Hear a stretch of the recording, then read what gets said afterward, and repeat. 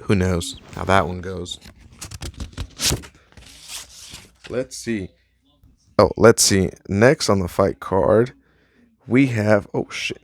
This is actually gonna be one of my favorite fights on the card. That actually, it's one of the ones I'm looking most forward to. Hard to pronounce these motherfuckers' names, but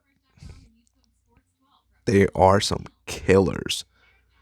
These guys come in with an 11-3 record, I believe. But let's check it. One guy is an 11-3 record in UFC, while the other one's 9-1. That means between both of them, they have 20 fights with about what, 4 losses? Yeah, 20 fights with 4 losses between both of them. The gentlemen the gentlemen that I am talking about are in the lightweight division of the UFC. So you know what that means, right? That's a stacked division. That's where Khabib was just running. That's Charles Oliveira. That's Justin Gaethje. That's Michael Chandler. You know what I mean? These guys are the Edson Barbozas. These guys are here to fight. And Edson Barboza is like number 10 or 15. This is a stacked division. But this fight is the one I'm looking for most forward to. And it's for free. You gotta like that shit. All right, first fighter we have on the stands. Well, we don't have him on the stands, but you know what the fuck I mean. Is Fares ZIAM. Z. Yeah. Like I said, one of them is 11-3, and the other one is 9-1. This mother is 11-3, 24 years old. He comes in at a whopping 6'1", 155. I'm 5'6", and I lie and say 5'7", but I'm 5'6". This motherfucker's 6'1", 155. Whew. You know what that means? That reach comes in at a whopping 75 inches. Has 5 KOs, 4 submissions, and 2 decisions. This young man doesn't come in with a very light background. He comes in with a heavy kickboxing game. Fought in Glory, which happens to be the biggest kickboxing promotion in the world. They host some of the best fights. Floyd Mayweather actually attends a lot of these fights with Glory. He loves the technique that they have in this. It's dope. Well, there's a good fight right now on TV. PFL is fighting that Clarissa Shield. I think I've already told you guys. Anyways, yeah, back to our fight. His striking is a beauty to watch. It's like him. It's like watching someone paint something. You know what I mean?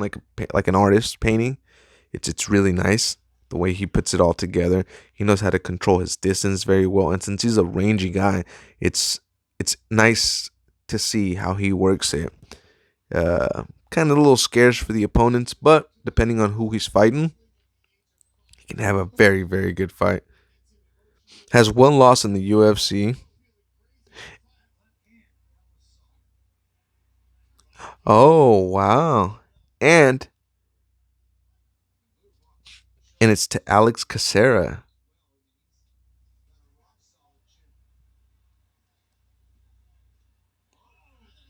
His takedown has improved. That we do know. So he fought Alex Caceres, huh? That's interesting. Because Alex Caceres ain't no motherfucking joke. Let's see. On the opposite of him, we have Luigi. Oh, I'm going to kill this guy's last name. Luigi Vendramini.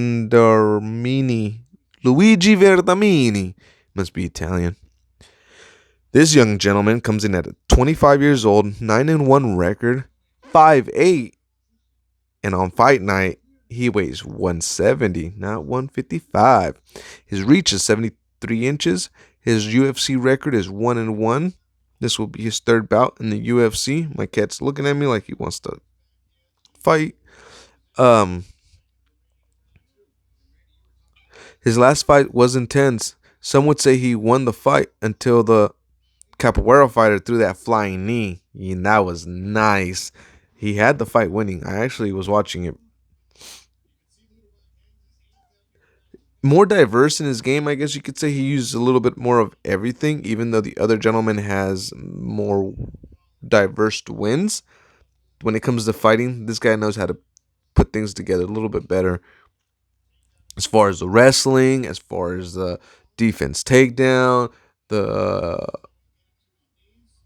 the upper body wrestling, Greco-Roman. He knows how to do it right. The math would say that Luigi wins because his knockout,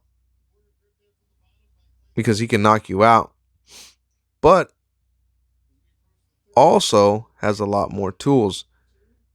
Haven't really seen his wrestling, but he can get a takedown. Again, though, this is the part that scares me with these fellas. The chin. In MMA, it's a lot different than boxing, man. But you still get rocked with 4-ounce gloves. This is a hard one to pick. I like them both. I really do. But I think I'm going to have to go with FARES. Yeah, I know. I'm doubting myself, too. I'm doubting my motherfucking self. Trust me. But who knows? We'll see how that goes. All right. Now, moving on to Chase Harper. Chase Harper's a funny character. He has a journalist career, and he interviewed Jorge Masvidal, who happened to fight Ben Askren. In the interview, Chase Harper asked Jorge, "Why'd you have to knock out my dad like that?" Believe it or not, it was probably the best thing on the internet that day. That had me rolling. Jorge Masvidal actually thought that was Ben's son. It was great. Even Ben went along with it later on. It was funny. I liked it. Anyways, my good man Chase Hopper is fighting Steven Peterson.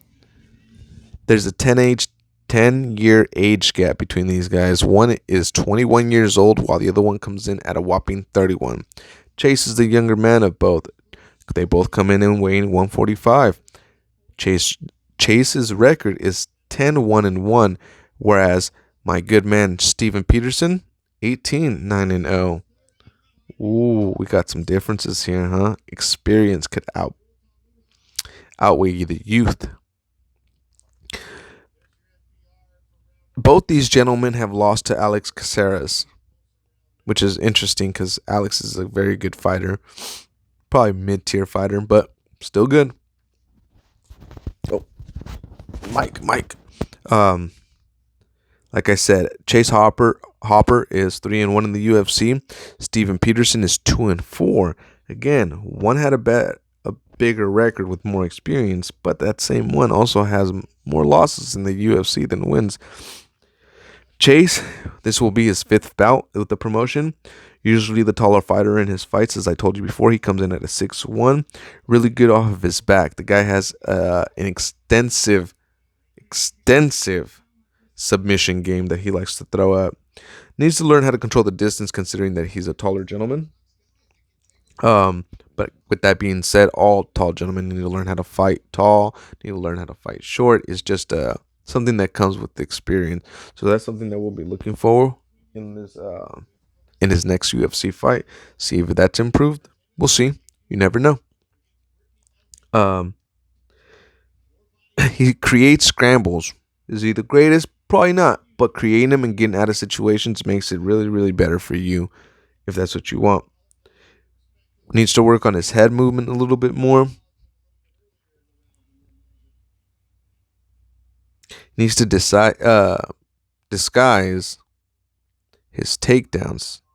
Because if you don't disguise those takedowns, your submission game ain't going to be that great, man. With all the things that we have gone through with him, I believe that with experience and with time in the cage, he'll only get better. Steven Peterson, I can't say the same. It's kind of hard when you're 2-4 in the UFC. This might mean that he's in the chopping block if he loses this. Will be his 7th fight in the promotion. He's 2-4, like I said. Usually the UFC doesn't house gentlemen with those kind of records, even if they're considered a stepping stone.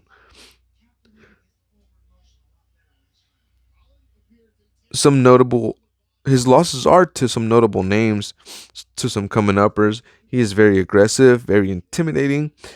He has a chin and power in both hands. Always in exciting fights. Kind of reminds me of a Justin Gaethje if you think about it. Gets in a lot, gets hit a lot, and is easily cut. He needs to brawl this man to create. If he thinks he's gonna have a chance. Chase doesn't know how to control the distance. If he can brawl like Justin Gaethje and get in there, I believe he can take this. As far as the math goes, this one's a hard one. This one is a hard one, but I think I'm gonna have to go with Chase being the younger man. What can you do?